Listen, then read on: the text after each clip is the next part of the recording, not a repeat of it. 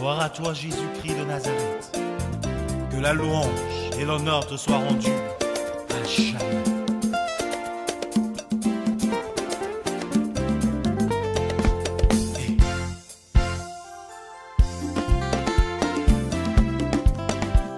Merci, mon roi, de cet amour manifesté pour l'enfant. Jérémie chapitre 7, 1 à 10 et puis chapitre 7 verset 1 à 10 et puis verset 16. La Bible dit ceci: la parole qui fut adressée à Jérémie de la part de l'Éternel en ces mots. Place-toi à la porte de la maison de l'Éternel et là publie cette parole et dit: écoutez la parole de l'Éternel, vous tous hommes de Juda, qui entrez par ces portes pour vous prosterner devant l'Éternel. Ainsi parle l'Éternel des armées, le Dieu d'Israël. Réformez vos voies et vos œuvres, et je vous laisserai demeurer dans ce lieu.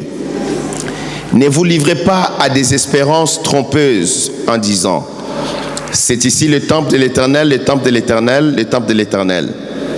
Si vous réformez vos voies et vos œuvres, si vous pratiquez la justice envers les uns et les autres, si vous n'opprimez pas l'étranger, l'orphelin et la veuve, si vous ne répandez pas en ce lieu le sang innocent, si vous n'allez pas après d'autres dieux pour votre malheur, alors je vous laisserai demeurer dans ce lieu, dans le pays que j'ai donné à vos pères, d'éternité en éternité.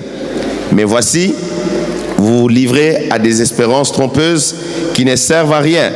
Quoi? Dérober, tuer, commettre des adultères, jurer faussement, offrir de l'encens à Baal, aller après d'autres dieux que vous ne connaissez pas. Puis vous venez vous présenter devant moi dans cette maison sur laquelle mon nom est invoqué et vous dites: nous sommes délivrés. Verset 16. Et toi, n'intercède pas en faveur de ce peuple, n'élève pour eux ni supplication ni prière, ne fais pas des instances auprès de moi, car je ne t'écouterai pas. Parole du Seigneur, dit Amen. Nous allons prier. Éternel mon Dieu, je glorifie ton Saint-Nom, je rends gloire à ton nom éternel. Tu es le Dieu tout-puissant, le Dieu vivant et véritable. Nul n'est comparable à toi, Seigneur. Tu nous rassembles pour nous faire du bien, pour nous bénir. Accorde-nous la grâce ce dimanche que nos cœurs s'approchent de toi. Que le Saint-Esprit soit en œuvre et que, Seigneur, mon esprit, mon corps et mon âme soient entre tes saintes mains. Oint d'une ma tête et remplis ma bouche de ta parole. Seigneur, tu sais que je ne connais rien, tout ce que j'ai vient de toi. Voilà pourquoi je m'offre à toi totalement. Glorifie le nom de Jésus-Christ en cet instant. Que toute cette assemblée soit couverte par le sang de Jésus-Christ et que la colonne de nuée soit sur nous, Seigneur. Pour la gloire de ton nom, j'ai prié ainsi, au nom du Seigneur Jésus-Christ. Amen. Nous pouvons nous asseoir.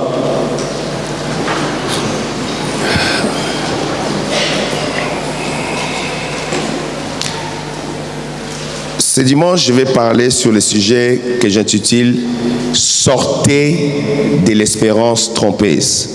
Dis à ton voisin, ta voisine, sors de l'espérance trompeuse. Alléluia. Israël est le peuple de Dieu. Israël, c'est un peuple béni. Israël, c'est un peuple d'alliance. Israël, c'est un peuple qui est chéri par l'Éternel. Dieu aime ce peuple. Dieu dit à ce peuple: j'ai pour vous des projets de bonheur et non de malheur. J'ai pour vous un avenir. Dieu a tellement aimé ce peuple qu'il a permis à ce peuple d'avoir le temple à Jérusalem. Et ce temple-là avait à l'intérieur l'arche de l'alliance de Dieu. L'arche de l'Éternel qui représente la présence même de Dieu au milieu de ce peuple. Et ce temple dans lequel il y a l'arche de Dieu, dans lequel il y a la gloire de Dieu, la présence de Dieu, était devenu un sujet de fierté pour Israël, un sujet d'orgueil même pour Israël. Parce qu'à cause du temple et de la présence et l'arche de l'Éternel, Israël était un peuple distingué sur la face de la terre. Et Israël était un peuple invincible par ses ennemis, indestructible. Israël avait les meilleures promesses de Dieu sur la terre. Les regards de Dieu étaient tournés vers Israël. Tous les prophètes de l'Éternel sortaient d'Israël. Alléluia. Alléluia. Tous les prophètes sortaient d'Israël. Toute la grâce était tournée vers Israël. L'alliance de Dieu sur la terre était seulement avec Israël. Mais il y a eu un problème. Et ces choses que nous lisons dans l'Ancien Testament, c'est le reflet de ce qui se passe dans le Nouveau Testament, dans l'église de Jésus-Christ. Alléluia. Qu'est-ce que Dieu dit au prophète Jérémie? Dieu lui dit, va te mettre, place-toi à la porte de la maison de l'Éternel et là publie cette parole. Le prophète est venu, il s'est mis devant la porte de l'église, la porte de la maison de Dieu. Et les gens rentraient pour adorer Dieu. Les gens rentraient pour servir l'Éternel. Les gens rentraient pour servir, pour célébrer Dieu. Mais Dieu, qui aime son peuple, qui a le regard tourné vers son peuple, cherche toujours à ramener le cœur de ce peuple-là vers lui. Mes amis, suivez-moi. Dieu ne cherche jamais la mort d'un pécheur. Quand quelqu'un s'égare de la voie de Dieu, la première chose que Dieu cherche à faire, c'est de ramener le cœur de cette personne vers lui-même, l'Éternel. Alléluia. Dieu ne cherche pas que cette personne puisse mourir tout de suite parce qu'il a péché. Dieu ne veut pas que cette personne puisse connaître la catastrophe tout de suite parce qu'il a péché. Dieu commence à conseiller cette personne. Dieu commence à lui parler. Dieu commence à lui révéler que le chemin que tu as pris est mauvais. La direction que tu as pris est mauvaise. Ce que tu veux faire n'est pas bon. Retourne à la parole de Dieu. Retourne à l'Éternel et tu seras béni, tu seras sauvé. Dieu ne veut pas que son peuple s'éloigne de lui. Dieu ne veut pas que son peuple s'égare dans ses voies. La bénédiction de l'Éternel est pour ceux qui le craignent, dit la parole de Dieu. Alléluia. La grâce de Dieu marche avec ceux qui craignent Dieu dans toutes leurs voies. Dieu se manifeste, Dieu opère, Dieu agit là où il y a la crainte de Dieu réellement, là où il y a l'obéissance à sa parole. Vous avez suivi les témoignages aujourd'hui et vous allez en suivre encore parce que Dieu est vivant. Dites un bon amen. Parce que Dieu opère de grandes choses. Dieu fait des merveilles sans nombre. La Bible déclare qu'il n'y a rien qui soit difficile à l'Éternel. Il n'y a rien qui soit impossible à notre Dieu. Regarde les dettes que Dieu a effacées ici là. Je sais que tu te dis aussi, Seigneur, souviens-toi de moi, que tes dettes aussi soient effacées devant l'Éternel au nom de Jésus. S'il a effacé les dettes de combien? 5 000 euros et puis 13 000 euros, il peut faire même à 100 000 euros parce qu'il n'y a rien qui peut limiter notre Dieu. Pourvu que vous soyez attachés à Dieu et craindre l'Éternel dans votre marche avec Dieu. Vivre dans l'obéissance à la parole.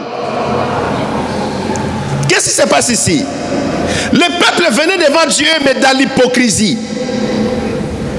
Il est très facile d'avoir une église qui soit en apparence bouillante, vivante, mais le cœur de ce peuple est complètement loin de Dieu. Parce que les gens ne sont pas réellement attachés à Dieu. Il est très facile d'avoir des gens qui ont l'apparence religieuse, mais dans le fond, comme dit la Bible, c'est des tombeaux blanchis. Au fond, il y a la mort. Au fond, il n'y a pas la vie. Suivez-moi, mes amis. Quand tu veux marcher avec Dieu, sois toujours sincère avec Dieu. Sois toujours honnête avec Dieu. Même quand tu trébuches, tu commets une faute vis-à-vis de la parole de Dieu. Retourne, répare-toi, demande pardon à Dieu.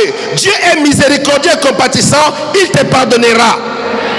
Mais n'avance pas dans ta marche avec les péchés. Ne continue pas dans la mauvaise direction. Pourquoi Dieu n'agit pas beaucoup? Parce que le peuple n'est pas sincère à Dieu. Beaucoup de gens prient Dieu par esprit de religion. Mais le cœur n'est pas attaché à l'Éternel. La crainte de Dieu n'est pas prêchée. Les pasteurs ont peur de dire à quelqu'un que ce que tu fais est mauvais, c'est mauvais, c'est mauvais. Tu vas dans la direction du mal. Tu risques de te noyer. Tu vas connaître l'échec dans ce domaine-là. Mes amis, je vous dis toujours ici, je le répète, le secret de Dieu c'est son trône. Le secret de Dieu c'est son trône. Et la Bible dit, la base de son trône, c'est sa sainteté. Dites-moi amen, mes amis. La base du trône de l'Éternel Yahweh, le Dieu qui a créé les cieux et la terre, le Dieu qui a fondé toutes choses, la base, la force de son trône, c'est sa sainteté. Alors, quelqu'un qui vivra dans la sainteté sur la terre, vivra la gloire de ce Dieu-là. Alléluia. Quelqu'un qui marchera dans la crainte de Dieu, il verra la main de ce Dieu les secourir, les délivrer, les sauver, les guérir, les restaurer. Quelqu'un dit alléluia. Quelqu'un m'a demandé, mais docteur, comment partout il y a eu des églises, par exemple, dans les provinces, il y a eu des miracles, il y a eu des guérisons comme ça là. J'ai dit, mais parce que nous n'avons pas changé le message. Partout nous allons, à Marseille, nous prêchons la repentance et la sanctification. À Montpellier, la repentance et la sanctification. À Quimper, la repentance et la sanctification. À Brest, la repentance et la sanctification. Et le Dieu de sainteté, le Dieu de la gloire de Dieu, intervient en faveur de son peuple. J'ai fait la délivrance d'un frère de Brest ici là. Ce frère souffrait pendant 40 ans. 40 mes amis.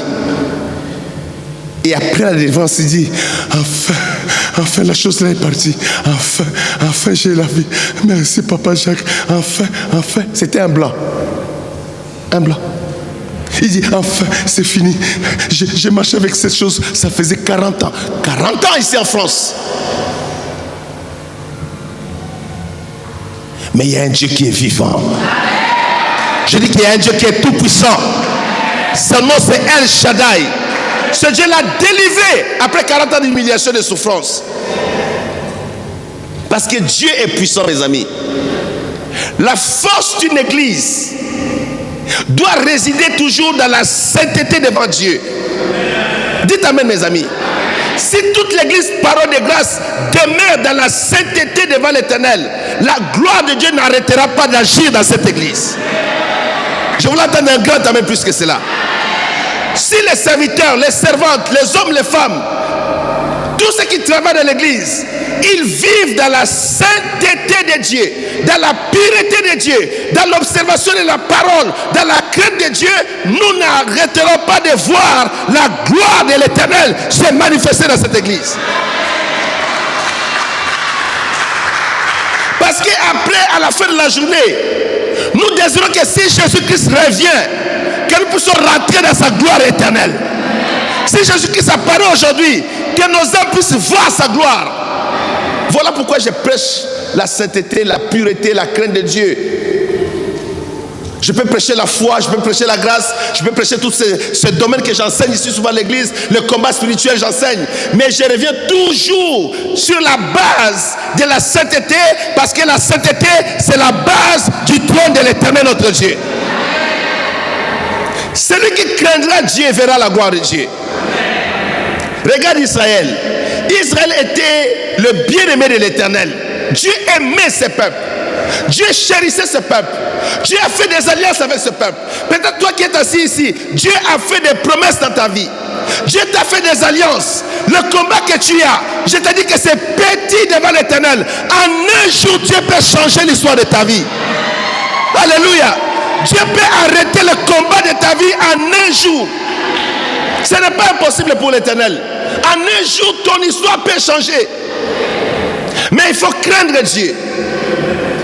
Il faut vivre dans la pureté, dans la sainteté. Souvent, je vous dis ici, Dieu est très sévère avec moi, c'est vrai. Il est très sévère avec moi. C'est chaud. Très, très sévère avec moi. Et j'aime ça. J'ai compris que Dieu m'aime, il ne veut pas me perdre. Il est très sévère, très sévère. Des fois, je dis, il lit dans mes pensées. Il est en train de lire dans mes pensées. Et puis il me dit, fais attention.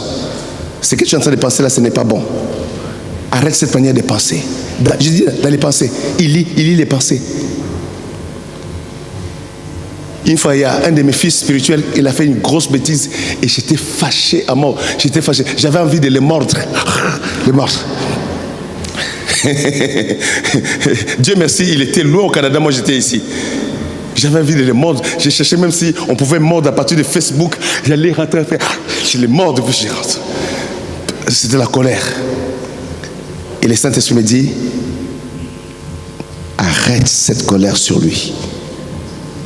C'est un fils que j'ai mis à côté de toi. Corrige-le. Mais arrête cette colère sur lui. Je dis, oh Seigneur. Je dis, merci Seigneur. Parce qu'il lit dans nos pensées. Je parle à quelqu'un ici là. Il lit dans les pensées. Beaucoup de chrétiens pêchent à partir de leurs pensées. J'avais un petit, quand j'étais en France ici dans les années 80. Ce petit-là, c'est un neveu qui venait toujours de la Belgique nous visiter. Et c'est à partir de ce petit-là que j'ai appris des choses. Il nous disait, moi je suis un roi dans mes pensées. J'ai dit, petit, toi tu es roi? Il dit, oui, dans mes pensées je suis libre, je suis un roi. J'ai dit, petit, toi tu es roi dans tes pensées? Il dit, oui, je suis un roi. Et puis, il me dit, dans mes pensées, c'est le monde où je suis le plus libre, personne ne peut m'arrêter. Il n'y a pas de police dans mes pensées. Il n'y a pas de loi dans mes pensées. Si je veux, je peux épouser la princesse Diana dans mes pensées. Je dis, hey, petit, là tu vas trop loin, on va t'arrêter. Il dit, personne ne peut m'arrêter dans les pensées. Est-ce que vous comprenez? Vous comprenez l'impact de ce qu'il dit là? Et il me dit, mais tonton, qu'est-ce que tu penses? Même la femme de Mobutu là, elle peut devenir ma femme dans mes pensées. J'ai regardé, je dis, mais Guilain, je dis, mais petit, tu es fou, tu es malade toi. J'ai commencé à dire, mais tu es fou, tu es malade. Tu es fou, tu es malade. Mais après quand il est parti, je suis resté, je dis, mais cet enfant me disait des vérités profondes. En réalité, les grandes folies des hommes, ça se passe dans leur pensée. Les grandes abominations des hommes, avant même de tomber dans le péché physiquement, la personne est déjà tombée où? Dans ses pensées. Avant d'aller voler dans les magasins, la personne a déjà volé où? Dans ses pensées. Avant de tromper sa femme, il a déjà trompé sa femme où? Dans ses pensées. C'est un monde dangereux. C'est un domaine que les chrétiens ne contrôlent pas. Les gens ne voient pas. Il y a beaucoup de femmes qui ont divorcé leur mari dans les... Il a déjà divorcé. Bon, tu peux venir manger, hein, la nourriture là. Mais tu ne manges pas. J'ai préparé un verre. Dans les pensées, c'est déjà foutu. Dans les pensées, divorcé, remarié. Dans les pensées, divorcé, remarié déjà dans les pensées. Même, il a déjà voyagé, il a déjà déménagé à Martinique dans les... Ah oui. Dans les pensées, les gens font beaucoup de choses. Il a déjà divorcé, il s'est remarié, et puis il a refait sa vie déjà à Martinique, chez nous là-bas. À Martinique, chez nous. Il est déjà là-bas, à Martinique. Il est déjà dans une villa qui regarde vers la mer. Qui regarde vers la mer. Dans ses pensées.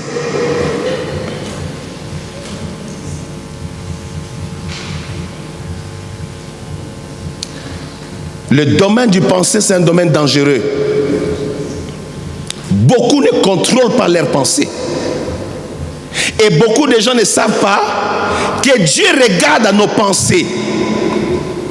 Quelqu'un peut dire que non, moi je n'ai pas péché, hein, moi je ne connais pas l'adultère, je ne connais pas ceci, cela. Parce que Dieu reproche à Israël, adultère, meurtrier, tu as tué les gens, tu as fait ceci. Si on demande ça à l'église, personne va dire, ah non, moi je n'ai pas fait ça, moi je n'ai pas fait. Je n'ai pas tué, je n'ai pas fait adultère, je n'ai pas fait l'idolâtrie. Tu n'as pas fait l'idolâtrie. Dans les pensées, les gens sont très idolâtres. dans les pensées. La grande dimension de la pureté de quelqu'un, c'est quand il maîtrise ses pensées devant Dieu. La pureté commence dans l'examen de ses pensées. Qu'est-ce que tu penses dans la journée? Qu'est-ce que tu penses pendant que tu marches? Comment tu vis avec les gens? La Bible dit, n'aie pas de mauvaises pensées contre ton voisin, ta voisine, pendant qu'il est assis à côté de toi. Il y a des gens dans le couple, la femme est là, dans le cœur il a déjà poignardé, dans les pensées. Tu sens seulement que le monsieur boude. Chérie, ça va? Est-ce que Parce que dans les pensées, il t'a déjà peut-être frappé, mais il dit, bon, les enfants sont là, je ne peux pas faire ça. Mais Dieu regarde à ces pensées-là. Est-ce que je parle à quelqu'un? Dieu regarde déjà à ces pensées-là. Dieu condamne déjà ces pensées-là. La collègue avec qui tu travailles, elle est tellement jolie. Elle s'habille sexy. Tu n'as pas le courage de lui parler. Peut-être elle n'est pas de ton pays. Tu dis bon, mais dans ton passé, tu l'as déjà épousée, tu l'as déjà mené au restaurant, vous avez déjà mangé aux Champs-Élysées, tu l'as amené visiter les musées du Louvre. Je parle à quelqu'un ici là ce matin. Dans tes pensées, tu as déjà fait toutes ces démarches-là, tu as déjà été là-bas avec elle, et puis tu l'as déjà visité dans son appartement, et puis voilà, dans les pensées. Dans les pensées. Le domaine le plus dangereux. Et c'est mon petit là, il était petit, hein. Il dit, je suis un roi, ne jouez pas avec moi, je suis un roi dans mes pensées. J'ai crié contre lui, je disais, mais ça va pas toi, tu es fou. Je l'ai traité de fou, je l'ai chassé, il était fou. Je dis, mais toi tu es fou, toi, quitte là, tu es fou petit. Comment tu peux épouser la princesse Diana dans tes pensées et puis prendre la... Je dis, tu sais, Mobutu Sese c'est qui? Je dis, c'est un grand magicien, c'est un grand sorcier. Si tu vas dans tes pensées, il va t'attraper lui. Il disait, non, non tonton. Je disais, il était petit, mais il avait une compréhension de ses pensées très, très mauvaise. Une compréhension difficile. Vous savez, quand est-ce que les guerres commencent? Ça commence à les penser. Je vais commencer une guerre contre cette personne-là. La personne-là va voir. Je vais faire ça. Les militaires, ils commencent la guerre où? Dans leurs pensées. Avant de rentrer dans le camp, la guerre est déjà dans la tête du général. Le général sait déjà que comme Pyongyang est en train de jouer avec nous là, voilà ce que je vais conseiller au président Donald Trump. On va faire ça, on va les frapper comme ça. C'est dans la tête du général, dans ses pensées. Et quand il arrive dans son bureau, il écrit la stratégie, il publie ça et puis les gens suivent. Qu'est-ce que tu fais dans tes pensées? Beaucoup de gens, leurs prières ne sont pas exaucées parce qu'ils croient que je suis innocent, je ne fais rien de mal.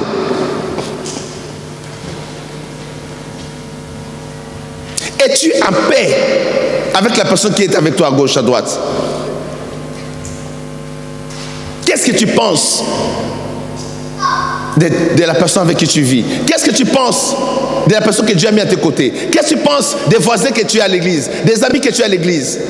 Qu'est-ce que tu penses même du pasteur? Une fois, j'avais un fils qui m'interprétait. Quand je prêchais en français, il m'interprétait en anglais.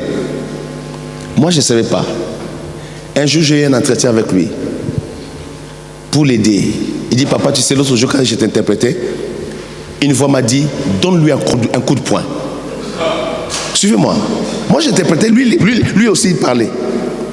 Mais il y a une voix qui disait à ses pensées, à lui, frappe-le. Frappe-le devant l'église.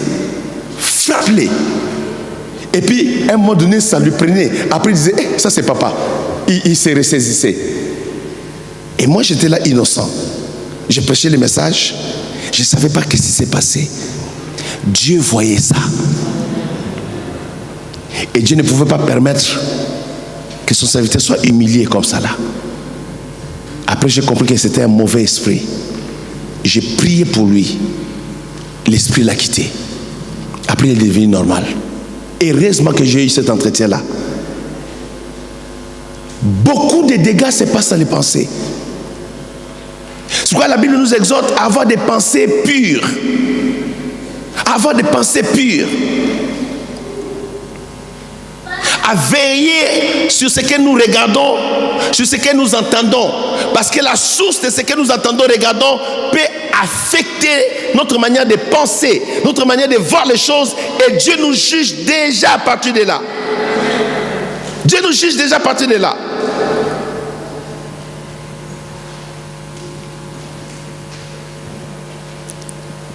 Il arrive que nous soyons en colère parce que nous sommes humains. Mais moi j'ai pour principe quand c'est très rare d'abord que je me mette en colère, c'est très très rare. Parce que j'étais très colérique. On ne jouait pas avec moi j'étais très colérique. C'était tellement devenu un problème que il y a un homme de Dieu qui m'a parlé en face. Il m'a dit, Malouma, Dieu m'a dit que tu as un esprit de colère, tu dois prier pour ça, pour la délivrance de l'esprit de colère. Je ne pouvais pas esquiver cela parce que c'était vrai. J'avais un esprit de colère. Quand tu as un esprit de colère, il faut avouer cela. La victoire commence par là. Et j'ai commencé à prier devant Dieu jusqu'à ce que Dieu a enlevé l'esprit de colère à moi. Et maintenant, je suis posé, je suis calme. Mais en tant qu'humain, il arrive de se mettre en colère. Parce qu'une situation peut vraiment t'embraser. N'agis jamais sous la colère. Je parle à quelqu'un ici là. Dites un bon amen. Un amen costaud. N'agis jamais sous la colère. L'esprit de colère, c'est un esprit d'échec. Tous les gens qui se sont laissés emporter par la colère ont échoué dans leur vie, ont échoué dans leurs projets. Derrière l'esprit de colère, il y a un grand esprit, il y a un géant d'échec. La colère intervient au moment souvent des grandes choses qui peuvent arriver dans ta vie et puis la colère t'embrouille, ça t'amène dans une direction et tu gâtes tout et puis le temps que tu te ressaisisses, tout a été gâté, tout a été abîmé. Ne cède jamais à l'esprit de colère. Ne cède jamais à l'esprit de colère. Derrière la colère, il y a un géant d'échec. Quand nous avons étudié la Bible, nous avons vu que le fils de Jacob était colérique. Lévi était très colérique. La colère de Lévi est descendue sur Moïse. Et Moïse, dans la colère, Dieu l'a dit de parler au rocher. Il a frappé le rocher dans la colère. Et Dieu l'a dit, à cause de ça, tu n'entreras plus. Tu n'entres plus. Il voulait dire que Dieu dit, ne me parle plus de ça, c'est fini. La colère l'a fait rater l'accès à la terre promise. Je parle à quelqu'un ce matin. Rejetez l'esprit de colère. L'esprit de colère ne marche pas avec le Saint-Esprit. Le Saint-Esprit n'opère pas avec l'esprit de colère. Si tu veux que l'onction de Dieu, la gloire de Dieu puisse t'envahir, que l'onction de Dieu, la gloire de Dieu puisse t'accompagner, combat l'esprit de colère dans ton cœur et dans ton âme. Rejette cela. L'esprit de colère amène beaucoup de blocages autour de nous. Il y a des gens qui ont des colères internes. C'est-à-dire qu'il est tellement en colère, mais autour de nous, on ne sait pas qu'il est déjà où. Il est déjà au sommet de la colère. Ces gens-là qui ont la colère interne, souvent développent l'hypertension. Ça crée des maladies. Ça créera la tension dans ton corps. Tu deviendras malade à cause de ce problème-là. Je préfère même que tu extériorises ta colère, que tu l'intériorises parce que ça va te créer des maladies, des situations compliquées. Je parle à quelqu'un ici là. Dites un bon amen. Suivez-moi parce que le temps court vite. Il dit ceci. Il dit, réformez vos voies et vos œuvres et je vous laisserai demeurer dans ce lieu. Ne vous livrez pas à des espérances trompeuses en disant, c'est ici le temple de l'Éternel, le temple de l'Éternel, le temple de l'Éternel. Si vous réformez vos voies et vos œuvres, si vous pratiquez la justice envers les uns et les autres, si vous n'opprimez pas l'étranger, l'orphelin et la veuve, si vous ne répandez pas en ce lieu le sang innocent, et si vous n'allez pas après d'autres dieux pour votre malheur, alors je vous laisserai demeurer dans ce lieu, dans le pays que j'ai donné à vos pères d'éternité en éternité. Mais voici, vous vous livrez à des espérances trompeuses qui ne servent à rien. Et puis dit quoi? Dérober, tuer, commettre des adultères, jurer faussement, offrir de l'encens à Baal, aller après d'autres dieux que vous ne connaissez pas. Suivez mes amis. Suivez-moi. L'espérance trompeuse, c'est quoi? Tu as commis des actes violents, abominables. Tu as dérobé, tu as tué, tu as consulté les idoles, tu es allé voir les féticheurs, les marabouts, tu as fait toutes ces mauvaises choses, tu as marché avec les voyants, les médiums. Tu ne t'es jamais repenti de cela. Mais tu viens dans le temple de Dieu pour prier Dieu. Ça ne marche pas. Suivez-moi. Une fois j'enseignais ces choses, un frère jouait dans l'église. Il a fiancé X. Au bout de quelques temps, il abandonne. Il fiancie l'autre, il abandonne. Il fiancie l'autre, il abandonne. Il fiancie l'autre, il a fait 5 fiançailles, il a abandonné ces filles-là. Et puis un beau jour, il vient lever les mains devant Dieu. Toutes ces filles-là ont pleuré devant l'Éternel. Que cet homme m'a cherché à mariage, m'a abandonné. L'autre m'a cherché à mariage, m'a abandonné. L'autre m'a cherché. Tu as blessé de cœur, tu as tué les vies, tu as détruit les gens. Et tu viens te présenter devant Dieu. C'est pourquoi au verset 16 il dit, Dieu dit à son serviteur, même toi n'intercède pas à leur faveur. Même quand tu prieras pour eux, Dieu dit au serviteur, je ne t'exaucerai pas. Suivez-moi mes amis. Il y a des gens pour qui nous prions, Dieu nous exauce tout de suite. D'autres pour qui nous prions, Dieu ne nous exauce pas. Des fois c'est un mystère. Et puis le jour que je lisais ces versets, je dis, aïe, Jéhovah Yahweh. Il a dit, vous avez tué, mais vous venez lever les mains dans le temple. Les femmes qui ont fait des avortements, il faut confesser cela et se repentir. Les hommes qui ont fait faire des avortements, tu as eu des filles, tu as fait avortement ici, avortement là-bas, avortement là-bas, avortement là-bas, avortement là-bas. Suivez-moi. Après tu trouves une autre jolie fille, tu l'épouses. Tu cherches des enfants, les enfants ne viennent pas. Tu te demandes, mais pourquoi cette fille ne se marie, n'a pas de bébé? Fais attention. Les gens ont des espérances trompeuses. Ils disent que non, Dieu va agir. Non, c'est pas grave. On va avoir des enfants. Tu as une espérance trompeuse. C'est que Dieu te demande, réformez vos voies. Repentez-vous. Revenez de ces mauvaises voies. Dieu aura compassion de vous. Dieu aura pitié de vous. Et Dieu vous bénira. Mais n'avancez pas dans les espérances trompeuses.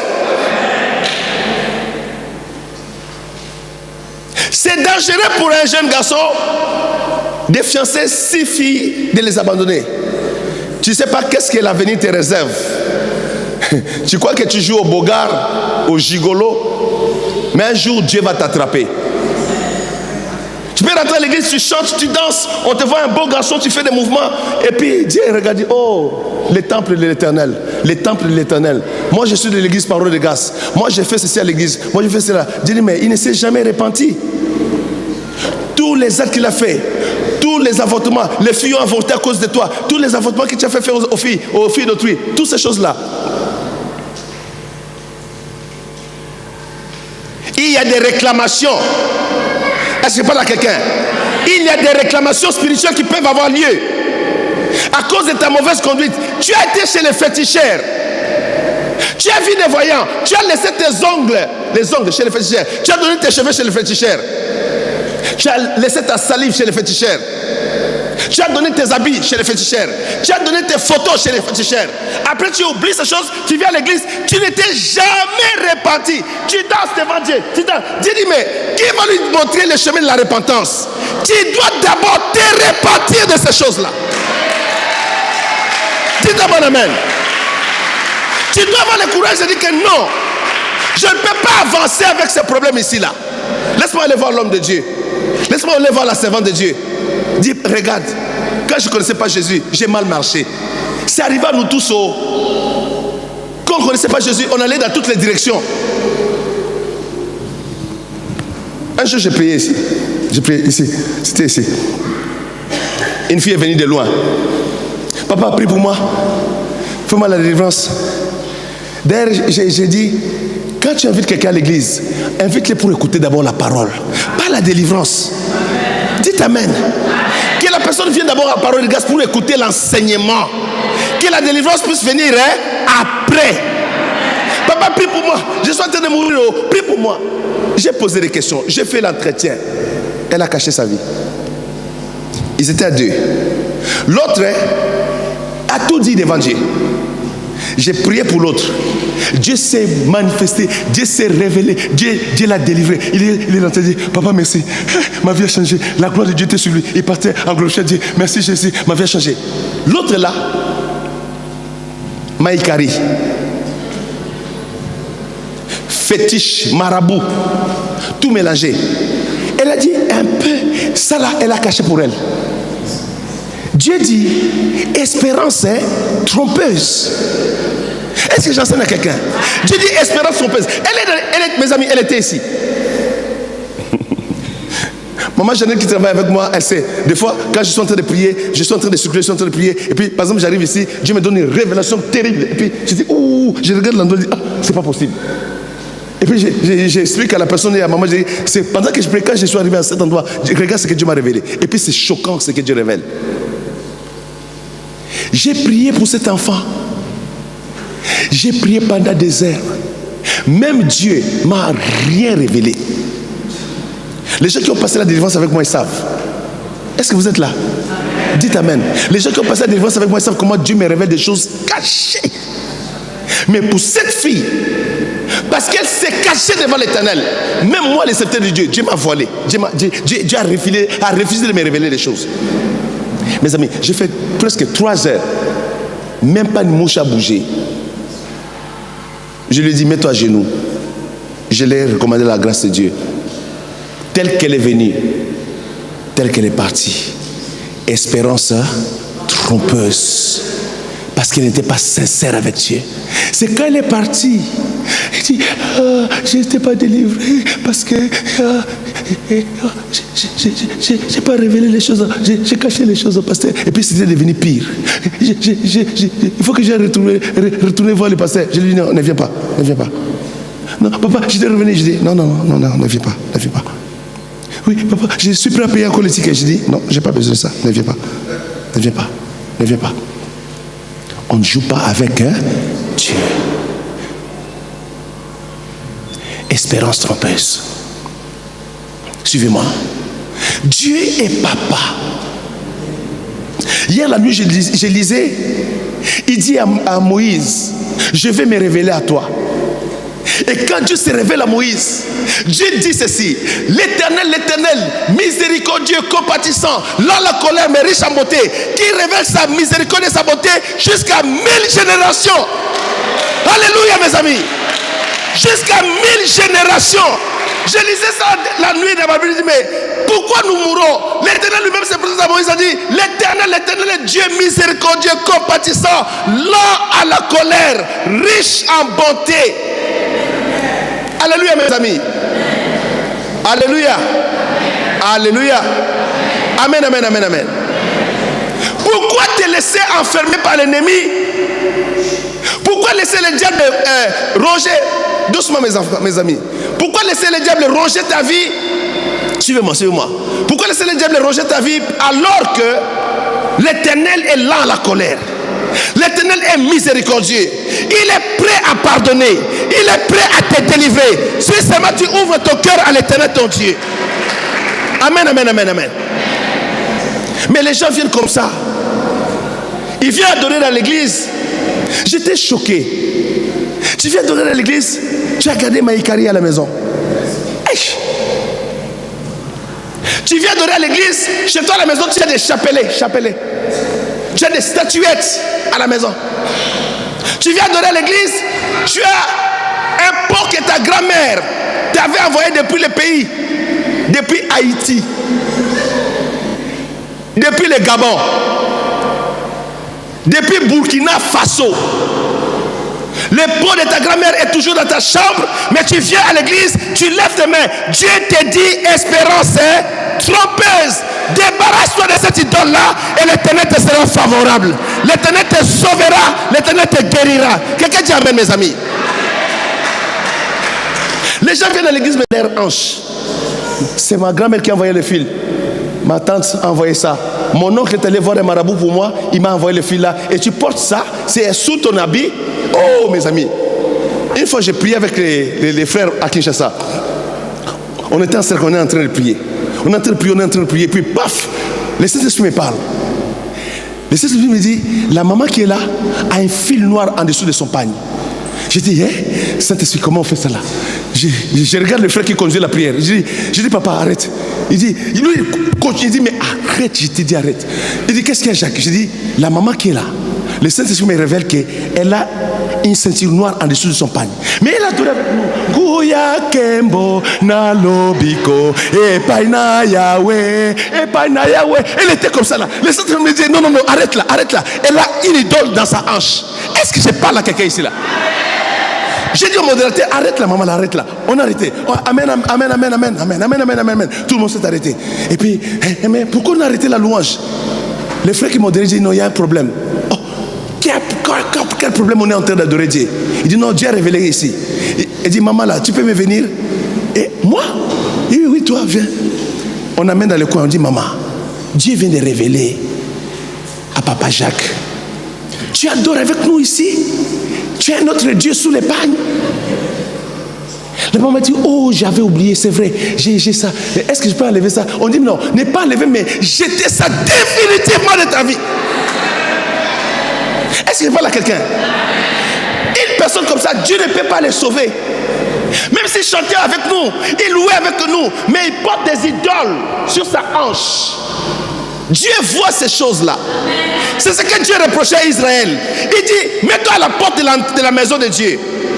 Regarde l'hypocrisie de ce peuple. Ils dérobent, ils tuent, ils commettent l'adultère, ils volent les choses, ils font ceci, mais ils rentrent dans les temples, ils adorent dans les temples, ils dansent dans les temples, ils disent le temple de l'éternel, le temple de l'éternel, le temple de l'éternel. Dieu dit à Jérémie, dis à ce peuple, c'est l'espérance trompeuse. Ils doivent sortir de cette espérance trompeuse. Ils doivent réformer leur voie, ils doivent changer. Jusqu'à aujourd'hui, tu portes la bague que ton grand-père a laissée. Tu sais qui était ton grand-père? Tu portes la bague là, c'est quoi? Non, ça c'est la bague de mon grand-père. Il est mort, il a laissé ça, je dois porter. Toi tu connais pourquoi? Ça c'est quel héritage ça? Je parle à quelqu'un ici là. Il faut laisser ces choses devant Dieu. Beaucoup de vies chrétiennes sont bloquées parce que les gens ne sont pas face à la réalité des choses que Dieu reproche à Israël ici là. Vous savez ce qui est grave? Dieu dit même au serviteur de Dieu, dit, même quand toi mon serviteur tu prieras, je ne t'exaucerai pas. Dieu avertit déjà le serviteur. Donc il y a des situations, mes amis, même moi le pasteur, comme le cas que je viens de vous donner ici, j'ai prié mais rien s'est passé parce que Dieu a refusé. Franchement j'étais choqué parce que moi Dieu m'ouvre les yeux. Dès que je commence à prier pour quelqu'un, Dieu m'ouvre les yeux, je vois tout là les détails. Je peux dire même à la personne quelque chose qu'elle même ne sait pas, avec détail et précision. Et puis ça ne rate pas, c'est pas de la blague. Mais pour cette fille là, quand elle a gardé la franc-maçonnerie et puis les choses de l'Afrique, Dieu m'a voilé. Dieu m'a voilé. Dieu m'a voilé. Je ne voyais rien. Mes amis, je ne voyais rien. C'est ce que Dieu dit au verset 16 ici. Il dit, même toi mon serviteur, quand tu intercéderas, je ne t'écouterai pas. Pourquoi? La personne qui écoute l'évangile, qui écoute la parole de Dieu, est responsable de son âme devant l'Éternel. Est responsable d'accepter les changements de son cœur, les changements de sa vie pour vivre la gloire de Dieu. Et j'annonce ce matin, ce dimanche, que la gloire de Dieu doit descendre en parole de grâce. Alléluia. Alléluia. Si nous réformons nos voies, nous allons vivre la gloire de Dieu, la grâce de Jésus-Christ. Dites un bon amen, mes amis. Dieu n'a pas changé. La Bible déclare qu'il est le même hier, aujourd'hui et éternellement. Il y a des gens qui associent le Saint-Esprit avec les chapelets. Laisse-moi te dire, mes frères sont là. Notre papa c'était un prêtre jésuite. Nous on est né dans les catholiques, on a grandi dans le catholicisme à fond. On avait une photo de notre papa avec soutane blanche. On l'appelait mon père. père Dieudonné, frère Dieudonné, il était là, en soutane blanche. Je connais. Je suis allé à Vatican ici, à la cathédrale de Saint-Pierre. Je suis rentré dedans, je suis sorti en fouillant. Je connais les dégâts qu'il y a dans l'église catholique. Je connais. Si Dieu permet un jour, je vous expliquerai ces choses. Ce n'est pas de la blague. Tu ne peux pas associer Dieu avec des chapelets. Tu ne peux pas associer Dieu avec des idoles. Tu ne peux pas associer Dieu avec les choses des coutumes, les choses des traditions. Si tu veux vivre la main de Dieu, sors des coutumes et des traditions. L'Éternel sera ton Dieu. Il se révélera dans ta vie. Il te bénira dans ta vie. Sors de ces choses-là. Sors de ces choses. Des fois, c'est des tableaux qui sont affichés dans les murs des maisons. Combien de fois, à partir du Canada, j'ai pris pour quelqu'un ici en Europe, Dieu m'a dit, dis-lui d'enlever les tableaux sur le mur. Et la personne fait semblant de téléphone. Papa Jacques, c'est quel tableau? Je dis Saint-Esprit, c'est où? C'est ça, on lui dit, dis-lui que c'est à droite. Je dis, le Saint-Esprit dit que c'est à droite. Et regarde à droite, regarde les tableaux. Je dis, mais d'où tu as pris les tableaux? Non, j'ai acheté ces tableaux quand j'étais au Bénin, dans les marchés, je ne savais pas. Hey! Tu as acheté les tableaux au Bénin au marché? Il y a des tableaux sataniques. Quand tu mets dans ta maison, c'est les diables qui rentrent dans ta maison. Ça va mener la malédiction dans ta maison. Tu dois te séparer de ces choses pour que la gloire de Dieu se manifeste dans ta maison.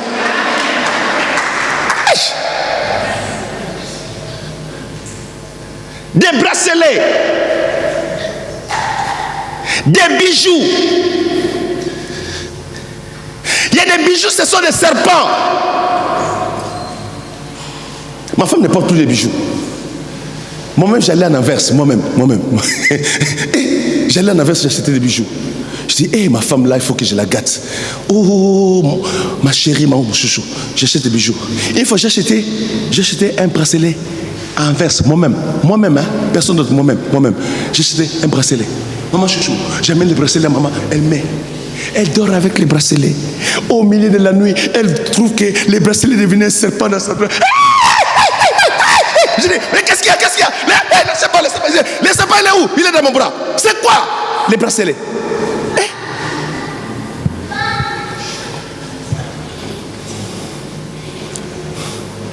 J'ai le devoir de vous dire la vérité sur certaines choses. Dites Amen. Je sais que tu commences à réfléchir deux fois maintenant. Dis, mais le pasteur maintenant, il rentre dans quel domaine maintenant? Le pasteur maintenant, qu'est-ce qu'il va commencer à nous dire ici? Mais je vous explique la réalité. Alors, elle a cru que c'était les bracelets qui étaient là. J'ai dit, mais il faut jeter ces bracelets. Mon Dieu, il y a des démons dans les bracelets des fois. Oh mon Dieu. Oh, j'ai passé maintenant à l'argent que j'ai dépensé. En verse. Oh, Rashika Mama Yaraboso. Rosonto Kora. Comment je vais récupérer mon argent? Oh. Non, il faut jeter. Elle dit, bon, comme c'était un serpent, on va le jeter. Et puis, elle garde le collier qui était avec.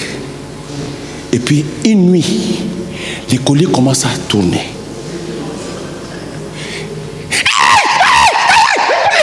Qu'est-ce qu'il y a encore? J'ai dit Roboshika Matakara Baba. Qu'est-ce qu'il y a? Non, les colliers. J'ai dit, mais enlève, c'est quoi? Les colliers. J'ai dit, il y a des bijoux que les magiciens font. Est-ce que vous suivez? Il y a des bijoux qui sont faits par le monde des ténèbres. Le monde de la magie fait beaucoup de dégâts. Ce que je vous dis là, demandez aux chrétiens. Beaucoup de chrétiens ont ce témoignage. Si vous êtes sincère, beaucoup de chrétiens qui savent ça, lève la main si tu as un témoignage. Beaucoup, oh maman Sylvain, beaucoup de chrétiens, hein? Maman Chaman, tu connais ça, non? Beaucoup de chrétiens ont ce témoignage que je vous donne. Je ne vous donne pas le témoignage de quelqu'un, je vous parle de ma femme.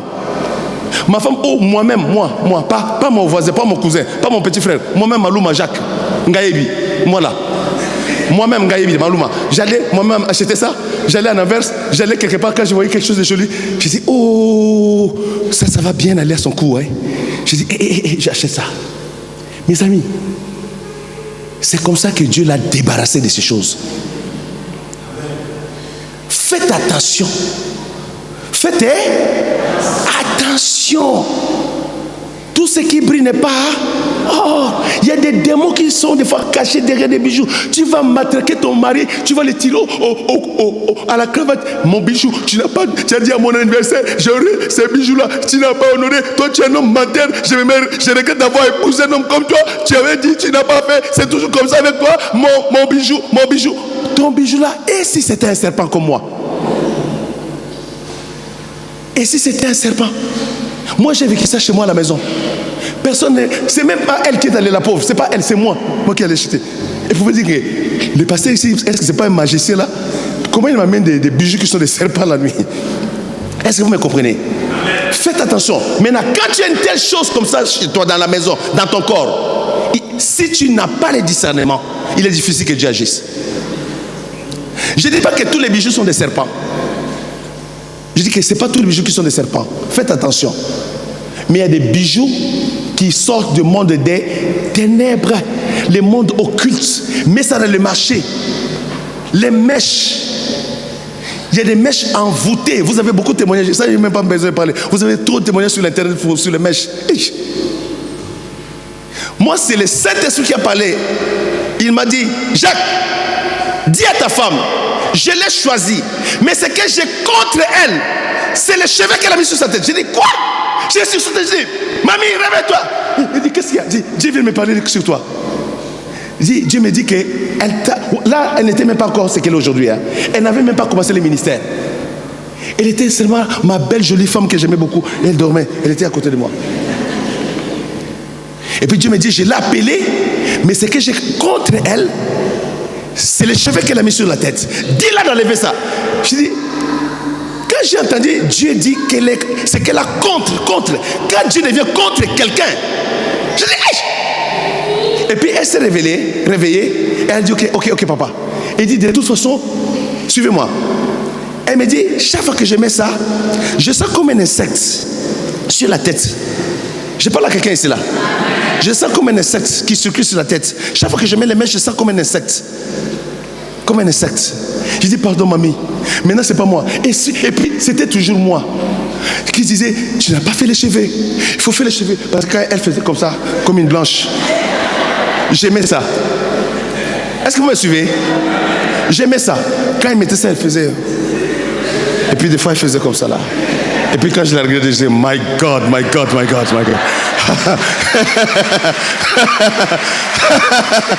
Aïe! Alléluia! Je dis, enlève! Dieu merci, ma femme est obéissante à la voix de Dieu. Elle a enlevé. Et c'est après que j'ai compris que Dieu voulait déposer sa gloire sur sa tête. Dieu voulait déposer sa gloire sur sa tête. Les problèmes sont au niveau de la gloire de Dieu. Et beaucoup de femmes ne comprennent pas ça parce qu'on ne leur explique pas ça. Quand la gloire de Dieu doit rentrer dans la vie d'une servante, dans la vie d'une fille de Dieu, il y a des conditions, des exigences, il y a des choses que Dieu ne permet pas. Il y a des choses que Dieu va absolument demander à ce que tu t'en sépares pour que sa gloire repose sur toi et que tu puisses avancer avec la gloire de Dieu. Amen. Et souvent les gens, quand ils ne comprennent pas, ou bien quand ce n'est pas bien expliqué, ils se butent, ils prient, ils voient que Dieu n'agit pas.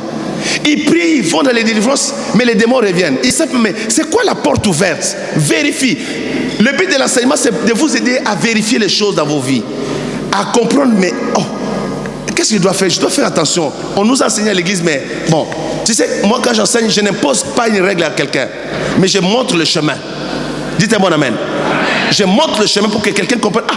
Ah bon, il y a cette réalité-là, il y a cette vérité-là, donc je dois maintenant considérer mes voies, je dois savoir faire. Que Dieu vous bénisse, je m'arrête là. Shalom, shalom.